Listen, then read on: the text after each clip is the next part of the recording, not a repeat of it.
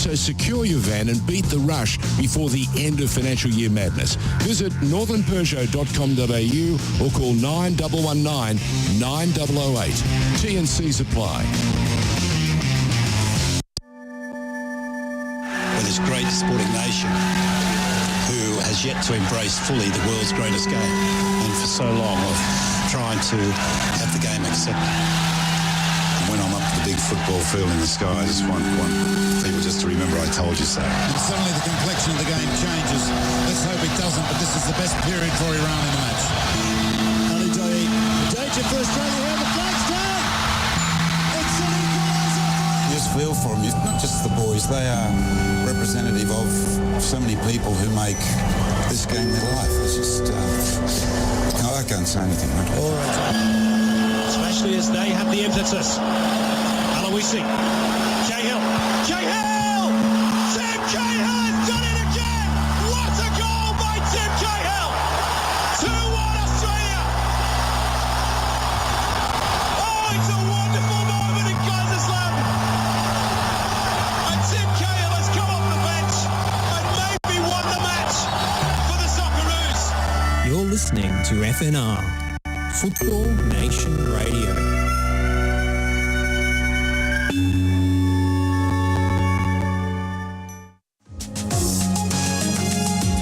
You're listening to the State of Our Football Nation on FNR.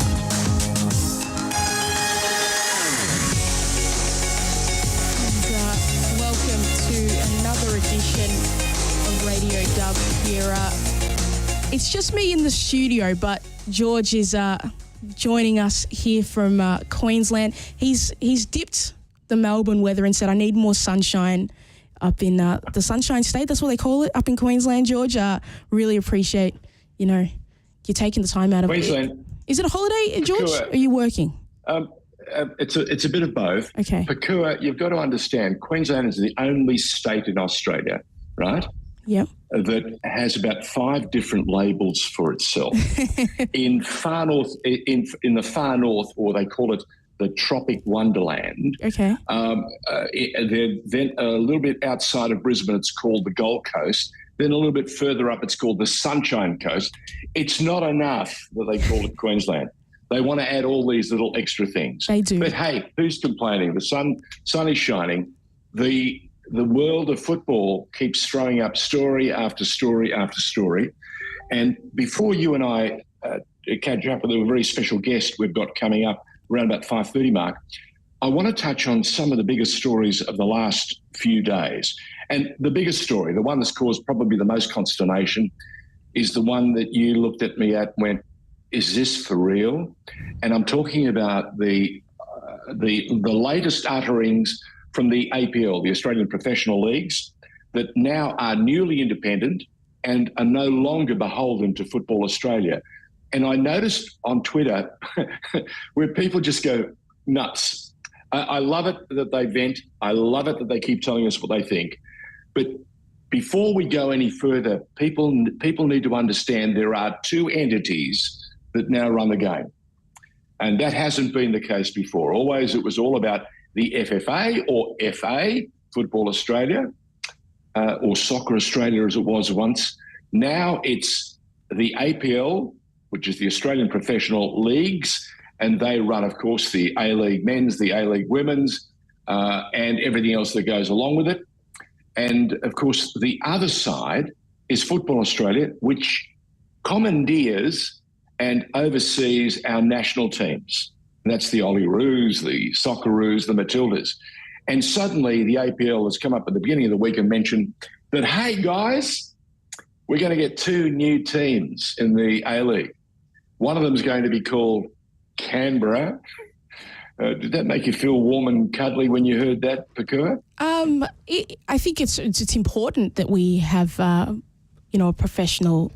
Obviously, be a professional men's team in Canberra. We do have a women's team already there, but I'm fascinated to know how it's going to be. So will they be united? Well, I'm not quite sure, and that's will the men's want to embrace the women's, or will the women say, "No, hang on, we actually know what's going on, but you guys are brand new"? Well, I think that's the most important question. I don't think we have an answer to just yet, in terms of how it's going to be structured. With obviously the the Canberra United women's team have such a strong history and legacy in the A-League women's, and if, the men's team... And they've been successful. Yeah, and they've been incredibly successful. They've been incredibly successful in having a really good season this year. It's been, ups and downs, but they are a really, really strong club that's got a proud legacy in the A-League women. So it'll be interesting to see how it is structured and how they're united, or if it's going to be under the same ownership, or if it's going to be separate ownership structures.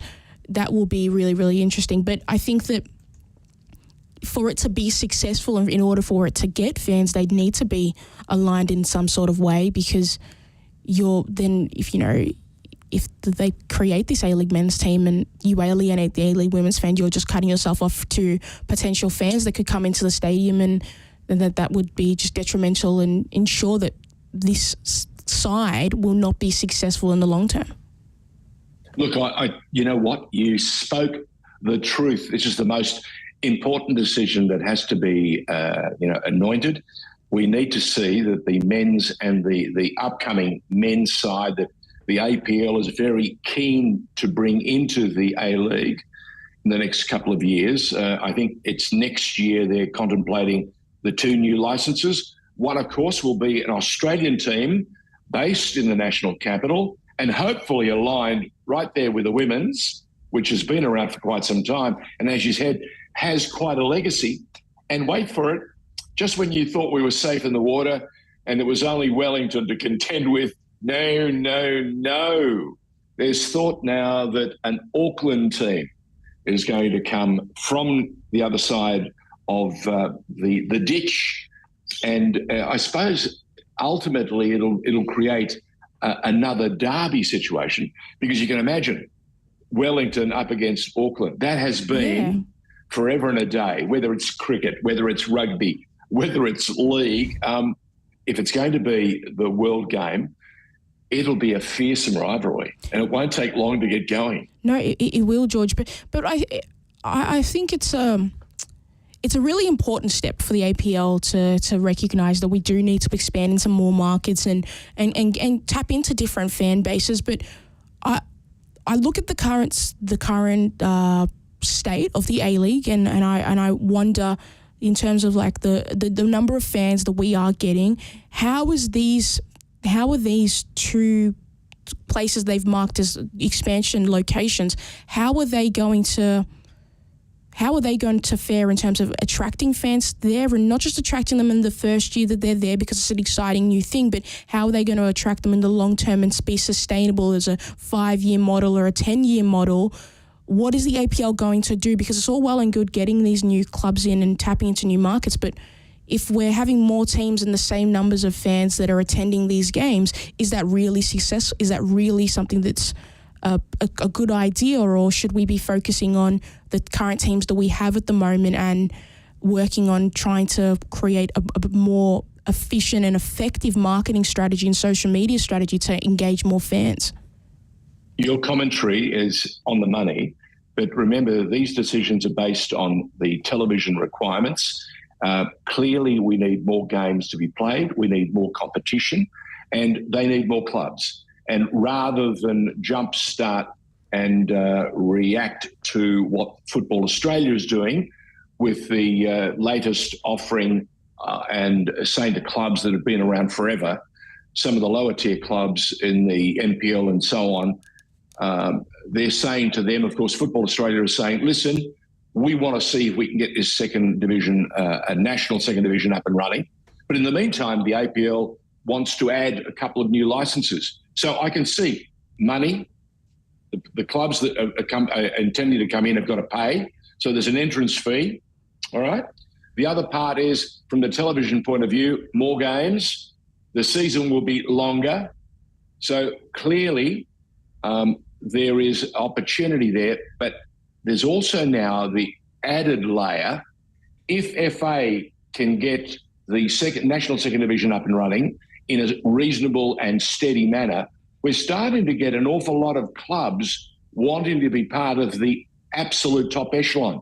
And that might allow us now to start looking at very interesting ways to create this competition. And that is in conferences, something that we haven't had to do for years and years and years. There were conferences in the past, well before you were born, Pakua, and they worked pretty well. They were pretty exciting. And what they did was they allowed the clubs to play competitions without having the tyranny of distance eating into whatever monies they were making. So again, we can see smartly and interesting structures being contemplated. How they come about, they'll be the key questions. Yeah. But there's so much going on.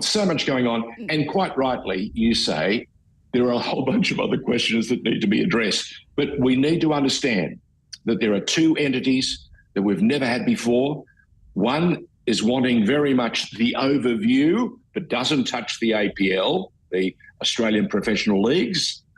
And the other body just wants to get the A-League men's and women's and the youth up and get it going in a meaningful way in a season that looks like maybe 35, 36, 38, which rivals what the EPL is doing. Yeah. But you can't have just 12 clubs. You've got to have 16, 18, haven't you? No, you're not wrong there. And I was speaking to somebody, and I don't want to take the credit for their idea, but the question of we get these two new teams, and obviously there'll be lots and lots of opportunities. There'll be more opportunities. There'll be more spots available on these teams. Now we're talking for players. Yeah, for players. Coaches. Absolutely. And it's also coaches and referees. There'll be more games. You'll need more referees too, won't you? Absolutely. Like, this is not an original So the backroom staff, all the backroom staff will also have to be looking and putting their hands up to be participants. The question I have is, in terms of with this expansion with Auckland and Canberra, how does it affect the national second division in terms of attracting players? Because there are so many spots now going to be available on these teams. How does it affect the young talent pool? Because I'm assuming if Canberra and Auckland come in, they'll try and have a youth development system, and those young players that could potentially be playing for those national second division sides, will they be interested in going to play, professionally for the APL sides? But also some people might just want to keep their secondary jobs and entertain this national second division. So it'll be interesting to see how those two manage it in terms of the quality of players that will be available for national second division teams and also for these new expansion teams. The one thing that we have to say is that suddenly, where we had so many people complaining about the game and where it was going, suddenly we have a number of interests telling us where they'd like to go, and there's a whole new series of questions. I think it's going to be riveting to find out a lot more from the APL. I want to hear from the key players, Danny Townsend and others, Simon Pearce. I want to hear their long-term vision. That's incumbent on us to try and drag that from them. And it's also helpful for the game. But we also need to hear from James Johnson and from others in Football Australia, the men's and the women's, and see what they think of the professional leagues going about and, again, expanding in that time-honoured way, which people either love or hate. And, again, Football Australia looking to say to all the other clubs in the lower tiers, yes, okay, you may not be right there now, but we've got to get this sorted. And more importantly, what we've got to do is we've got to make sure that it works. Yeah. I think a lot of bedding in has to be done in the national second division before we see the possibility of a whole of football approach, where if you want to play the game at the highest level, you can do it from the bottom club to the top. That would be the magic, wouldn't it? Yeah, it would. And I hear everything you're saying, George. I think that we, as a whole, when we look at the football landscape, I think that we the fans would.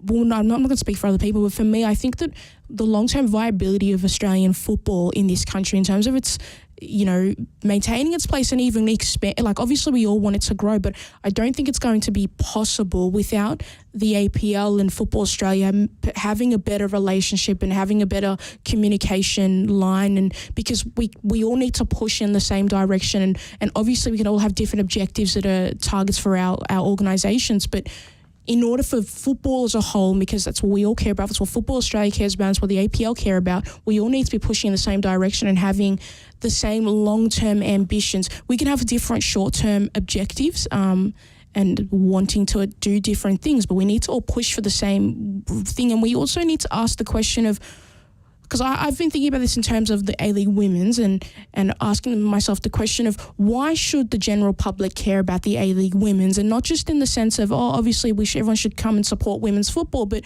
why should they spend their hard-earned money to support these teams? And we need to figure out the answer to that question in order for us to create really good strategies to target and attract those audiences, because until we can find out reasons why people should care about football in this country and have a meaningful thing in men's or women's, we can never attract those fans. So it's all great having this Canberra expansion team, the Auckland team, but you need to understand why the communities in those areas should care about it, and you should ask why they want to care about it. And if you get the answers to those questions, you get the fans in those areas, and you also get fans outside externally being like, they understand why they have found a reason why I should care about football in this country. I might go to one game, I might go to two, and then it will extend over a period of time. But until we can answer that question, it's kind of, we're just running around in circles, really. Pakua Frimpong is my co-host on State of Our Football Nation on FNR, and she's been giving us some idea of how she thinks. Do you remember your first game? Of going to the A-League? No. Your first game of football. Can you remember it? As a fan. As a fan, like that I went to or watched the time on the TV screen? Yep.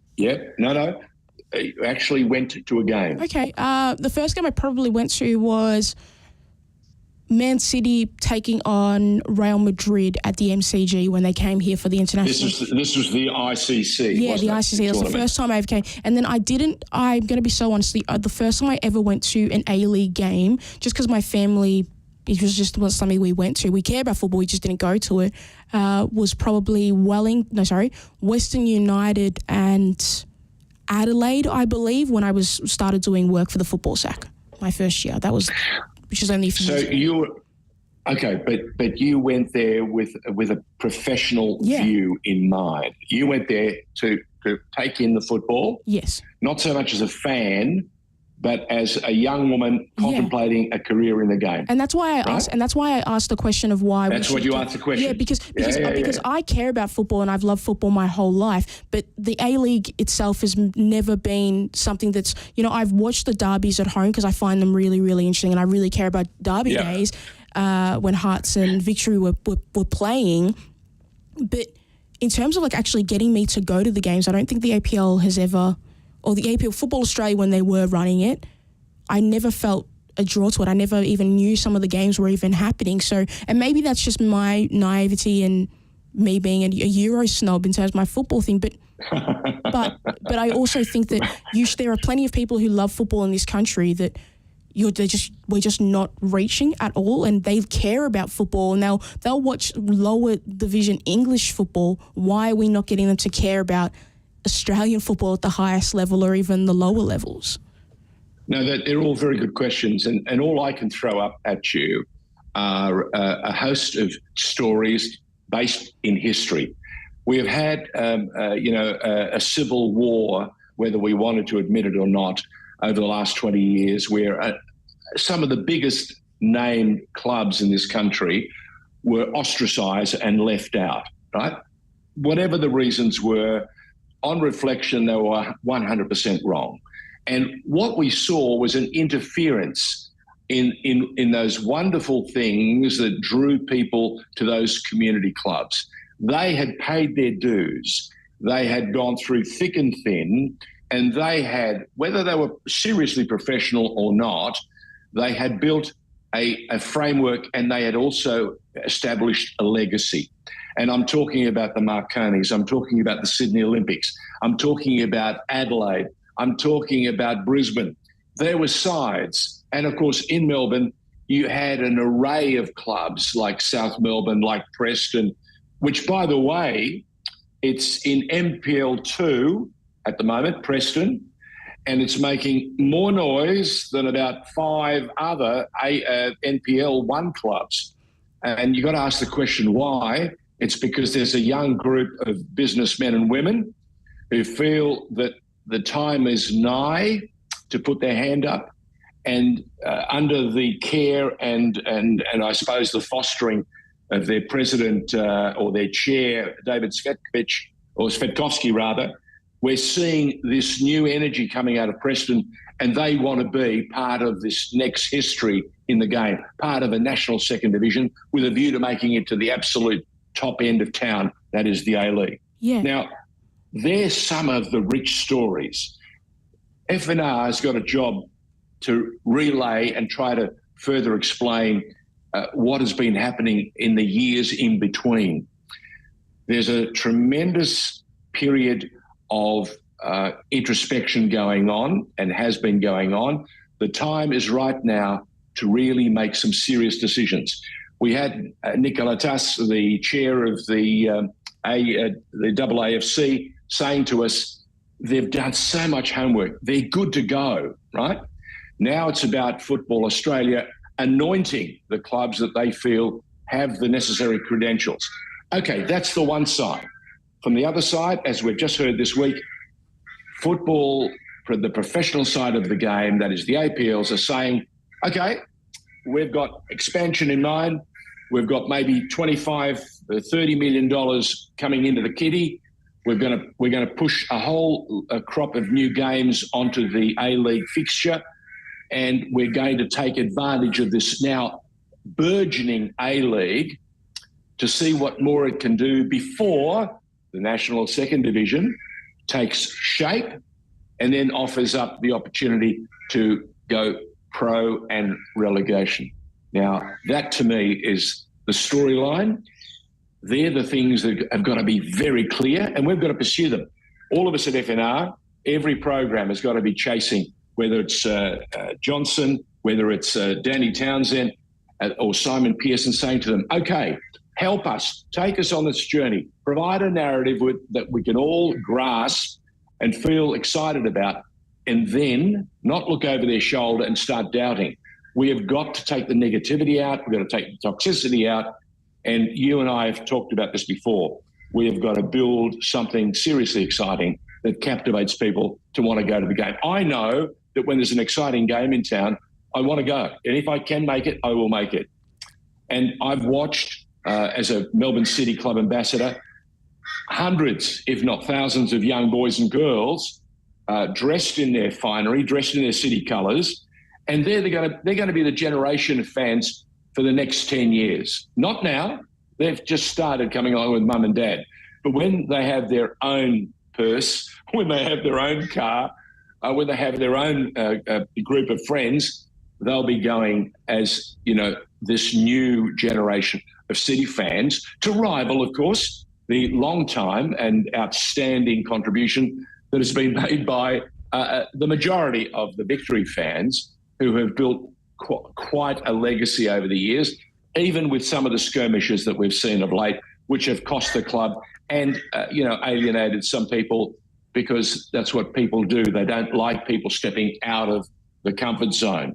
So we've got to get back to doing all of that, telling good stories, but also telling the stories as clearly and as richly as possible, but also as truthfully as possible. Yeah? I think, George, the little points you've made are very notable. I think that the storytelling aspect is really, really important, because when I look at professional sports, I think that we almost need to get out of this this box that we put it in, that every football fan really cares about the X's and O's, because not every football fan cares about that. Sport is fantastic, and lots of people watch it. People watch it in different ways, but the majority of people, of people look at sport like it's entertainment, and that is the audience that we just do not attract, because we do not create. I don't think we do a good enough job of the sports entertainment aspect and the storytelling of it, and I look at when I sometimes see. I have KO, right? I have KO, and I have ESPN on KO. Every time I turn on KO, I see an ad every single time about the NBL. I don't even care about, like, I don't watch the NBL like that. I watch the NBA, but I don't watch the NBL like that. But every time I see one of their ads, I'm almost tempted to turn on an NBL game because the story they tell me in the ads is so interesting, and I'm like, oh, this is fascinating. I've got to care, and I like, why am I not watching? And I'm like, why do I not see? I think I want to see more ads on free to air that the football's coming on. And we've talked about this multiple times, George, about how football in this country is a Friday or a Thursday to Sunday thing, and it's not thought about during the week, and that you kind of limit the amount of fans because you limit the amount of time people get to make the choice to be like, oh, I'm going to go to a football game this weekend.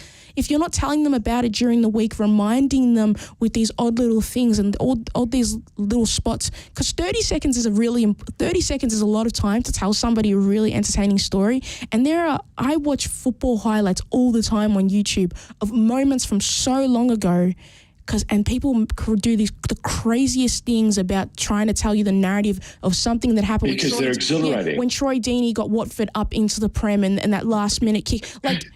We don't see any of that stuff. Like, the storytelling aspect of football is just like doesn't exist in this country. It's just the X's and O's, and most people don't watch football looking at it like, oh, are they playing an inverted fullback? Are they playing a false nine? They just kind of see Messi running around and Ronaldo running around or Matthew Leckie running around. We need to do better at telling the stories to get people. Once you get people in the door, then you can get them on the X's and O's.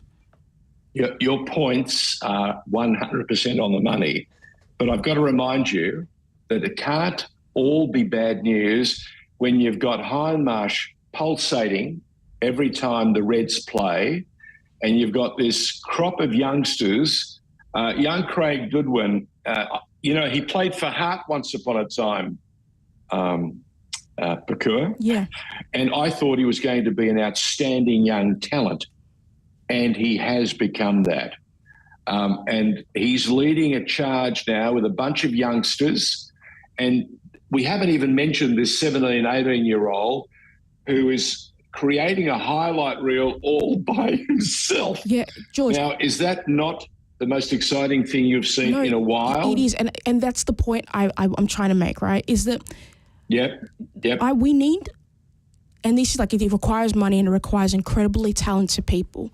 But we need to do a better job at marketing our best talent in these competitions because Iran Kunda is so incredibly special that, like, if you created, I watched this documentary. It was called And One. It was on Netflix. It was about like the basketball like videotapes that would used to come out about these like used to play street ball and like they do all these like great tricks, right? And it's like, why are we not creating mixtapes of the best pieces of skill that Iran Kunda is doing with cool added like music and attracting? Iran Kunda's 55 somersaults in one sweeping motion. It's more highlight than we'll see in 10 games. Exactly, but I'm saying that we are not we don't create those things that get these fans who are like 13, 14 who watch side videos. Like, we just don't. We continue to market football like the AFL markets footballs, where they've got a dedicated fan base who are an older crowd. We need to realise that this younger generation, they are going to be the ones who determine if football in this country is sustainable and going to be successful. So you need to do you need to attract them with the things that they care about and the things they watch. They watch 30-second videos on TikTok. You need to create videos that are engaging like that. and it might suck. And it might suck. It might suck to the football purist, but you can't make change in football if there isn't more money, and there is going to be more money if more people are going to the games, because that ticket money is important. That ticket money is down. Oh, absolutely right. And it's incumbent on our new sponsors, people like the Northern Motor Group, who come in and support FNR and other sponsors who give us the opportunity to tell the stories. But you're absolutely right. Marketing has got to be better. It's got to be smarter. It's also got to fashion a new message, a new way of messaging to our fans, the next generation of fans. But we've also got to ask the Network 10, Paramount Plus, the other mainstream facilities, if you have an interest in the game. And there's a Women's World Cup just around the corner, and it will be the biggest thing down under in years. and wait till it happens, and people will be going gaga. But at the moment, we've got a bundle of things we've got to work our way through.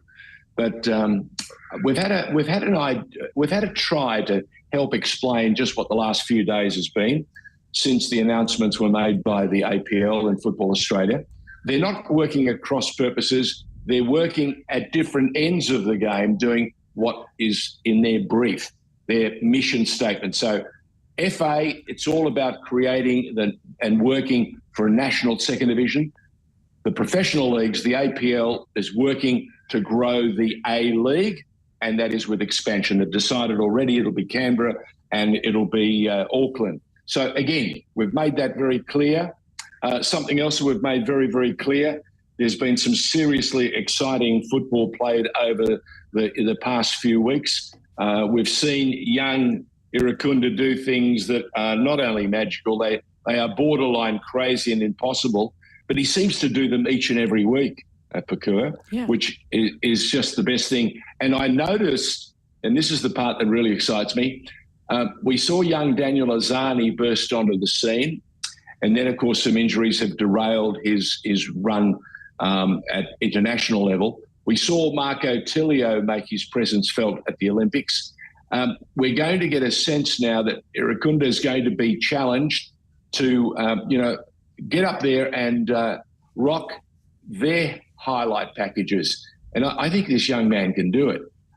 He comes in a particularly neat package. He's explosive. He threatens the heck out of defences, and you as a caller can think of nothing more exhilarating than knowing when the ball is anywhere in his direction, the stress levels in the defence go through the roof of the opposition. Yes or no? Yeah, absolutely. And that's another. But you know the thing is, George, Irunkunda's face should be everywhere.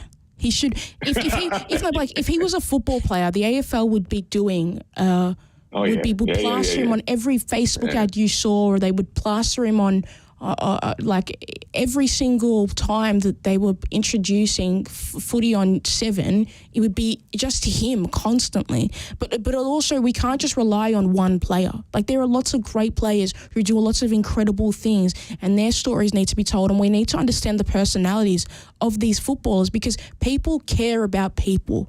And when you break it down to that, and then of like, if you're somebody, like a young kid goes, I'm a big fan of so and so, they'll go to the game just to go and support so and so, and then eventually, they'll be a fan of that team, and that's just how it will. We saw that with the Matildas when the Matildas started playing some wonderfully exciting football and winning.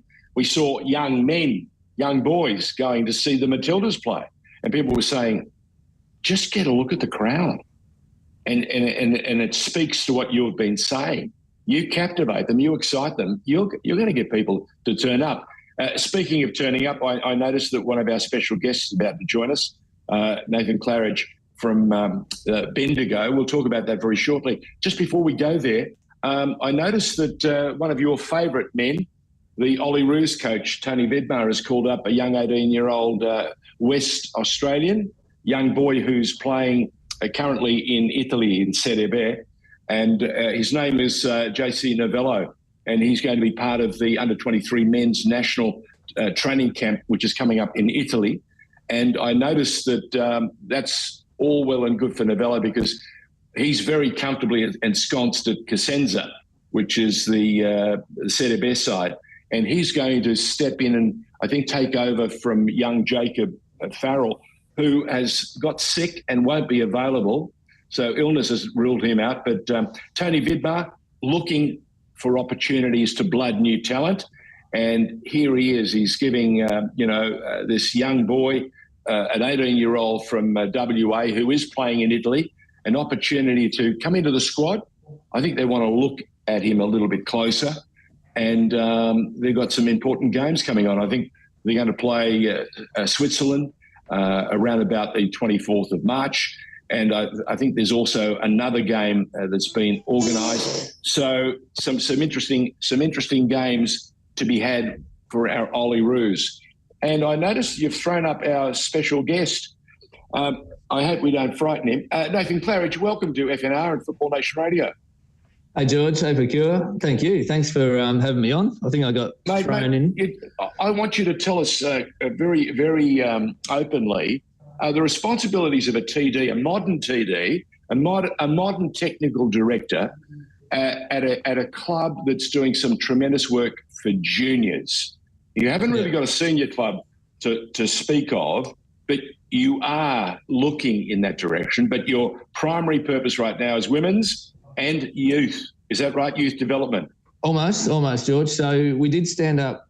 We had the NPL senior team a few years back, and there's some really difficult challenges around regional clubs maintaining that, as we're probably all aware. So we went for a little while without a senior program, but we've just stood up. We finally lobbied all the key stakeholders and FV, and we got them to allow us into the state league. So last year was our first year back into men's state league football. So going into our second year this year, we're pretty excited. But it does bring up a lot of the challenges around having a regional NPL team or an NPL junior program. And one of the things that we looked at was we'd set out to re-establish the integrity of the program, get good coaches and do that. But without a senior focal point, the club just didn't seem to have a heart, really, to put it bluntly. And once players got to 15, 16, they're already starting to look elsewhere. So a few of us really said, it's just not feasible. You have to let us back in, and we got it over the line. Now, the women's one is another one, because in regional areas, you've got key stakeholders. There's essentially the local association, and then there's us, the more aspirational, won't say elite club, but the more aspirational club in the region. And Football Victoria, and I think most associations' position is both stakeholders have to be happy with every decision. And so we would love to have a women's program, but we respect the fact that locally the association has done incredible work to promote numbers and participation in women's football. The perception is if we come along and provide, an opportunity for the stronger players to play at a higher level in a state league or down the track NPL women's, that it would undo the work they've done at this stage. So unfortunately, we're kind of hamstrung by that, and it's out of our hands. We would love to overnight say next year we're going into women's football, but that's the situation we find ourselves in. Okay, let's go back. You're in a notoriously AFL region, right, of Victoria. How are you doing this? How are you getting all these youngsters, and why are you getting them in the numbers that you're seeing? Yeah, it's a good question. We actually, like when you talk about young guys getting their opportunity, we had our first national capped player in Ryan Carmes, who played with the Joeys in their recent trip to Asia or Uzbekistan. Anyway, he came through our NPL program here, local boy. So that's something to hang our hat on. Our under-18s. Can I just interrupt you there? Let me just give me a clue. You as a TD, when you see talent like that, what does it mean for you? Does the system go, hello? We've got to nurture this young man and give him every best chance, or can you see it's a gem, it's a real gem, and you don't have to do too much other than give him the confidence to express themselves? It's a great question, because I've got another one who's probably 11 years old and is that sort of talent that you look at, just everything's natural, so balanced, technically just profound. And but there is a bit of nurturing that goes on to help with the decision-making process, and hence the reason why clubs like this need to exist in a regional area to give that first step up. And the step up is then to go to an A-League side like Carmesy did at Melbourne City. So there's nurturing, but with good coaching, it's information, but then it is what you say. It's allowing naturally gifted players to play. And I think for too long, the shift towards this really focused coaching curriculum meant that we're over-coaching, we're treating it like chess, and we want to play through each third. We don't want to allow too much free decision-making or creativity, because that doesn't fit with our model of coaching. And I think there's probably a growing number of us that have said that's probably killed a bit of Australian football, and in the world we live in a regional area. I'm loving this. Nathan Claridge, you just keep talking. I mean, Pakua and I, no, seriously, Pakua and I have loved the game. all right? Yeah. Pakura is an outstanding young commentator working for Paramount Plus. She's been one of our young cadets at FNR, and we're thrilled to see her progress. And she's doing some terrific things, but she's also extraordinarily passionate about our messaging and about the way we all fit together. Now, you said one of your young stars made his way through to Melbourne City. Are you building great pathways? Are you now in conversation with Michael Petrillo and others at Melbourne City? And are there genuine pathways, not to intrude on what you guys are doing, right? But are you establishing a natural and organic way to see what you're building and letting it flourish even further up? Yeah, and we feel like we've been very intentional about it. By establishing a senior program that plays in the state league, wherever they sit, state 3, 4, 5, up and down. Yep. That's fine. We've built a good relationship with Avondale, which is obviously a powerhouse NPL club. There's mutual benefit. Yes. They need to expand their supporter base. Bendigo presents a great opportunity. Correct. An opportunity for us. So we've had about 2 or 3 of our players go on to them this year. And then, of course, the next step is to an A-League and you know, to a lesser degree, we haven't formalised anything in that space, but obviously with Carmsy and Petrillo and the guys at City, it opens up that opportunity to more formalise it and look at ways we can structure it better. So, yeah, we've been intentional about it. We realise where we sit. We realise our job with our juniors, and we're very keen when we see a talent, do what we can and then push them on and provide them the opportunity they need. If you've got a spare weekend, I'm happy to invite you to be my guest at one of the Chairman's Club functions at Melbourne City. I'm a club ambassador and love to get you there to speak to Michael and others, face to face, because I'd love to see those boundaries that were once upon a time a little bit tenuous, tighter, because you guys are doing something tremendous. You're in the heart of AFL land and you're churning out talent. And that to me tells me 2 things. It tells me that you love the game and you love to, and you have a good eye for talent, for spotting it. And 2, you have a seemingly organic system that allows you to grow that nursery and create some wonderful talent. That to me is just the most wonderful thing we can do as lower division clubs. If you guys can be the senior nurseries, the wonderful first step to the next career. There's a young kid that Pakura and I were talking about before you came on, who's making a ridiculous go at beating defences in the A-League. He's young Irukunda out of Adelaide. Oh, yeah. Now, what as a TD, what are you thinking to yourself every time you see him go, shake a hip, twist and turn and frighten the hell out of a central back or a fullback that not only doesn't see him coming, doesn't quite appreciate his speed off the mark. And I've said to people time again, you don't have to beat me for 100 metres. You only have to beat me for 10. That's right. You have to get that little break. It's like a little rope. You get that in front of me, and I can't stop you. Yeah. Illegally. All right. Yeah. And I'm an old goalkeeper, so right. I know that a goalkeeper wants anybody attacking them to take a little bit longer on the ball, right? Yeah. I want to take that time away from them. So there's this constant battle. So totally. When you have a kid like that, who's that passionate and coming at you, it's pretty scary. It's a breath of fresh air because, it alludes back to what we've said. There's a fear that I had and a few others have had. Yourself sounds the same, that we almost coached that out of the game. And to see a kid like Irukunda come and he's just got the X factor, and you just go, just let him play, especially in the attacking third. Just let the kid play. I think it's a great wake-up call to coaches and to the football environment that nurture and foster young talent. It's a reminder to go, you know what, you just got to release talent when you see it. And so I think to see it at that level, a kid at 16 and what he does is just exciting, brings crowds to watch. Like, it's phenomenal. Yeah. I mean, another boy who did that was Green Cole, obviously, who was just up the road from Shepparton. another kid. And they're fantastic out there. Billy, the TD, and Craig Kelly, their coach, very similar to us. And we spent a lot of time, saw his talent. They were getting on the phone to Central Coast. Obviously, his older brother went there and just trying to open doors.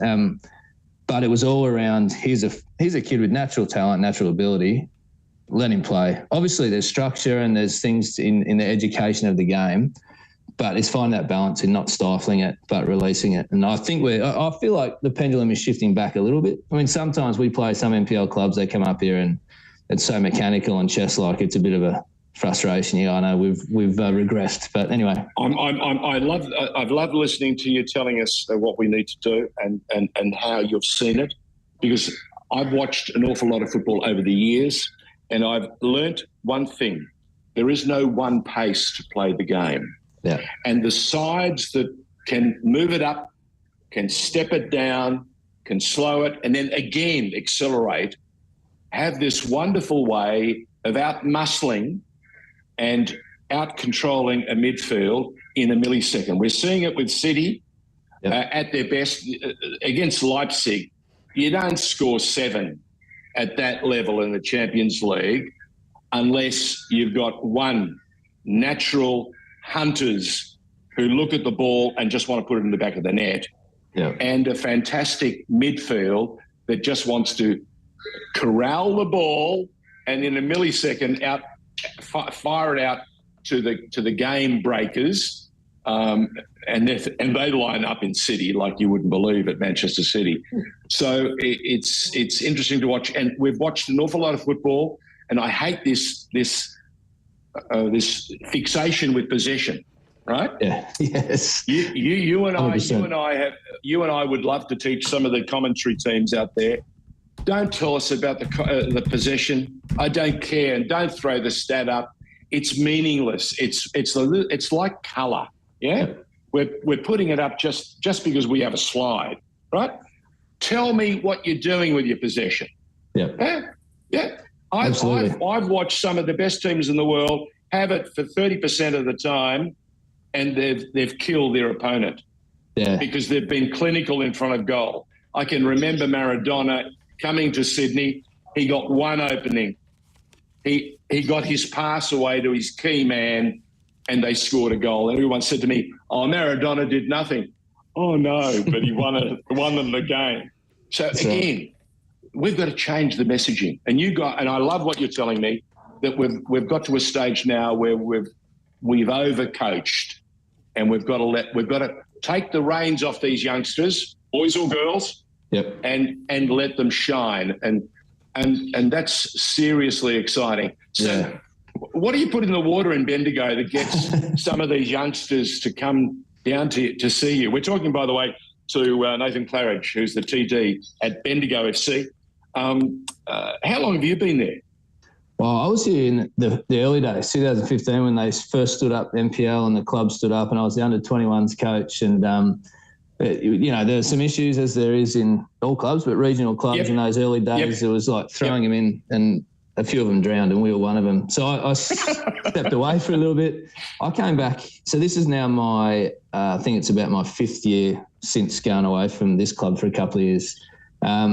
And so I've been TD for about 3 years now, and a few of us just got back involved and said, well, because I'm from the area, and it was a different world back in my day, and got opportunities to play and got picked up, at Green Gully, which was the old BPL, but it was just, there was no pathway. Green Gully, and again, Green Gully, a club with a great legacy, seriously competitive, and have played some great games in the past.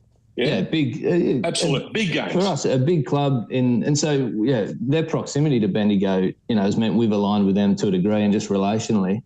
But for a few of us, we just looked and said we need Bendigo City. Like, there's been some negative experiences in the past, but the concept, the program has to exist, because the participation numbers in kids, and like everywhere across Australia, it's the same here, is phenomenal with soccer, football. Then, and we've got, like you talk about the natural talents. Well, we share this facility with Bendigo Pioneers, which is the AFL elite program, similar to us. And it's almost protecting them from seeing the just out-and-out athletic guns. We've lost one who's now gone to footy. He'll get drafted this year, and, you know, he was a phenomenal, real football player. What position? What position have we lost? He was a midfielder, a 6, just a balance. So a great engine, huh? Yeah, good engine, and he runs up and down a half-forward flank in an AFL pitch all day long. So, but, you know, so we give and take. But the beauty of it is there's coming out of COVID, I think we've seen that now settle, and the numbers registering for the local community league up here is big. For us, the challenge is building the relationship with the community league to say, once they get to under 12, 13, pass the good ones on to us, don't try and hang on to them. As we try and take the approach, we do what we can do, and then we pass them on. Like, there's no reason us hanging on to them. If a kid can, like Carmsy can go and play at Melbourne City, why would we want to keep him in a State League 5 team? You know, and we have to have, I think that's the biggest thing with our administrators and what we've talked about across the landscape of football here is just know where we sit, know the role we have to play and try and stay in our lane and play it. So there's no shortage of kids playing the game, and we're getting better at having that relationship with our local league to get them on board, and FV and all of us having, you know, continual conversation around what benefits not just participation, but what also benefits stronger aspirational kids to make it.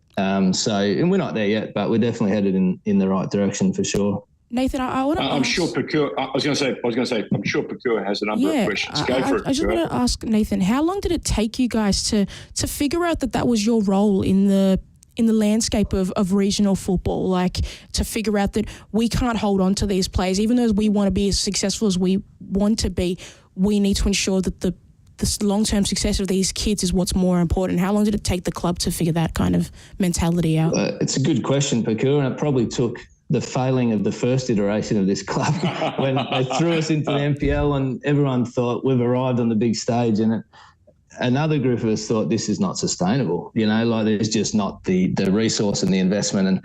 And so it probably took a little bit of that. And then it was a bit of the rebuilding process that forced us to sit down and strategically look at, you know, to answer that question. And so we went through a strategic planning process, which, you know, most people do. Do we use it? Do we not? Ours has actually been a real guiding sort of stick for us. And we said, we exist to try and be the best producer of regional football talent in Australia. Okay. So for us, it's not about getting our senior team to the NPL, eventually the second tier, or, you know, it's wherever they sit, they sit.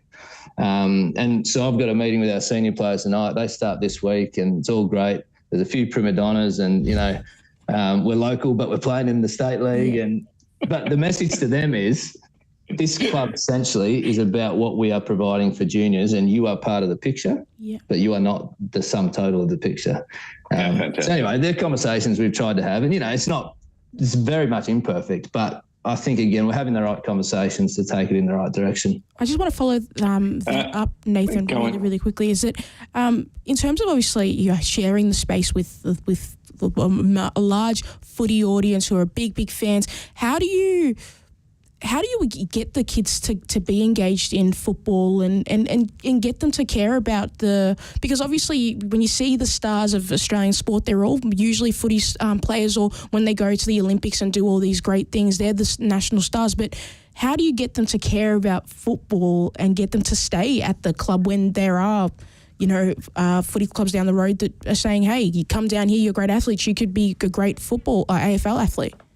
Yeah, well, I think it's where we largely rely on the success of our national team, the quality of the A-League, you know, even to another degree is European leagues and the sort of saturation that we've got now through Optus Sports, Stan, all of that. Like it all plays into now creating very much in these young kids. Like back in my day when it was just the NSL, you'd watch a few Liverpool games at like 6 a.m. if they were in the FA Cup final. That's it. And you didn't know anything about Green Gully. Pekua has no idea about that. Nathan, understand this. She's an Arsenal fan and she gets on demand. She sees everything she wants. See, Nathan, George has been a hater because George is a Tottenham fan and he you know, I'm an Arsenal fan. This is what's happening right now. Okay, and I'd jump in as Liverpool, so this is just a recipe. I'm living great. Yeah. The rest of you, I don't know about you two, but I'm feeling fantastic. You're having a great year. A great year. Hey, listen, Nathan, can I just take this opportunity to say to you, do not be a stranger let's talk about what's going on in Bendigo and the region. Let's see if we can build some better ties between the club and FNR. Understand that Pakur is one of a crop of young boys and girls, young men and women who are the next generation of broadcasters. They want to improve the messaging. They love the game like you wouldn't believe.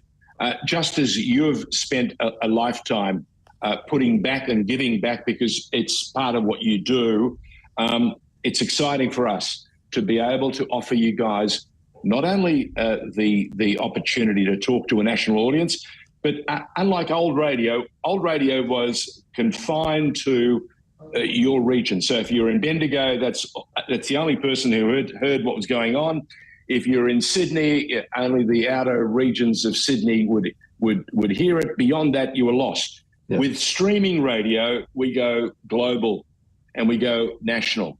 And that's the exciting thing. Just as all these devices now give the next generation of youngsters the opportunity to get saturation coverage, we have an opportunity with streaming radio to talk about the game 24/7 in a manner that was never contemplated by anyone before.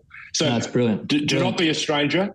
Help us to understand what's going on there, what more we can do to help you, and showcase some of the outstanding talent so we can follow them on their pathway. Yeah. Sorry, George, before we let Nathan go ahead. Nathan, we heard that your daughter is playing for South Melbourne, the NPL women's side. Can you give us a little info? What's her name and position as well?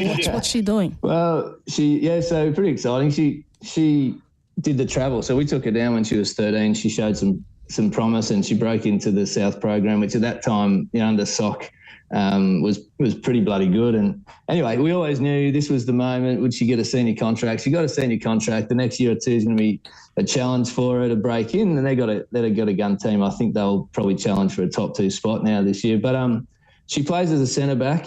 She's still young, so she's probably got a bit of physical development to do to be a centre back at a senior level. But what they love about her is she's brutal. She loves to throw a tackle, and she's had the odd red card in her junior career. I love that. She's Pakur. Pakur would love to call the game. Actually, I love the because Nathan. What's her name, Nathan? Her name is Asia. And the funny thing is her first senior game when she came off the bench, whoever was calling it, this was like last year, we spelt it as parents, Azhia, and she has cursed us the rest of her life for doing that to her. So I think the first time she got called, it was making her way onto the pitch is Asia, Claridge. Anyway, if you see it, it's Asia, just like the continent of Asia. I'm commentating Bayside and Southern United, I think, this weekend. So I don't have her game, but when I do, when I see her in the name and T-shirt, I most certainly will be getting it correct, Nathan, now that I know the correct. Because I am a stickler of trying to get the pronunciation. I feel bad when I get someone's name wrong. So it's tough. You guys have a tough job, especially in football, with all nationalities and range of names, languages. Always trying to get Nathan, the names right. There was Channel 7 one once upon a time called Claudio Gentile, Claude Gentile. He was the then captain of Juventus, and he had arrived in Australia to participate in a tour with the great Juventus side of that time. And I can remember I was at Wide World Sports and the guy at 7 went, Claudio Gentile. And I went, oh, Jesus, we've got a lot of work to do. You guys do a great job.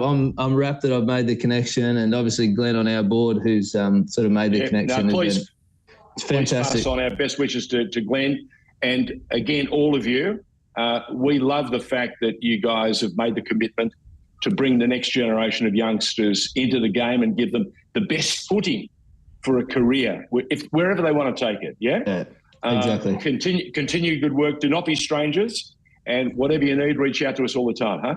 Oh, well, 100%. Thanks, guys. You do a great job. And our club will now be all over this because they're saying, our TD's on the radio today. So we'll hopefully put it on the website. Put it on the website. Oh, and I'll send you the Instagram link for us because you can see some of the talented kids scoring goals week in, week out. And we got a good crop in our under-18s at the moment. So I think they're sitting equal second, just under victory. And they might be the first time we've qualified for a Tier 1 NPL junior competition. So there's plenty to watch and see. It's exciting up here.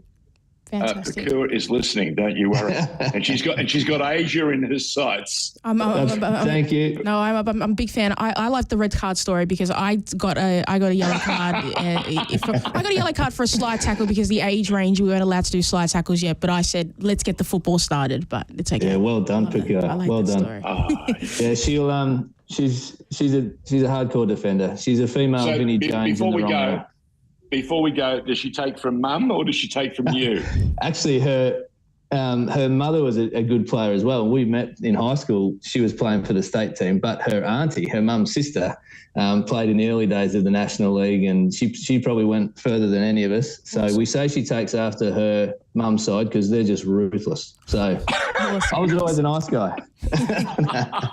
This will get back. This will get back to the other side of the family. Yeah, it will. Pakua, you need to acknowledge and thank our guest. No, I really, Nathan Claridge from Bendigo City. We really appreciate you joining us on the State of Our Football Nation this afternoon, and hope everything goes well with the club, and would love to have you guys on the program again. And George, thank you for coming in on your time off in Queensland, the sunshine. Queensland. I don't know what we're going to call the state. There's multiple names for it, but we thank everybody for joining us in the State of Our Football Nation this Thursday, and we will be back next Thursday at 5 o'clock here on FNR. Bye for now. On you guys. Listening to the State of Our Football Nation on FNR.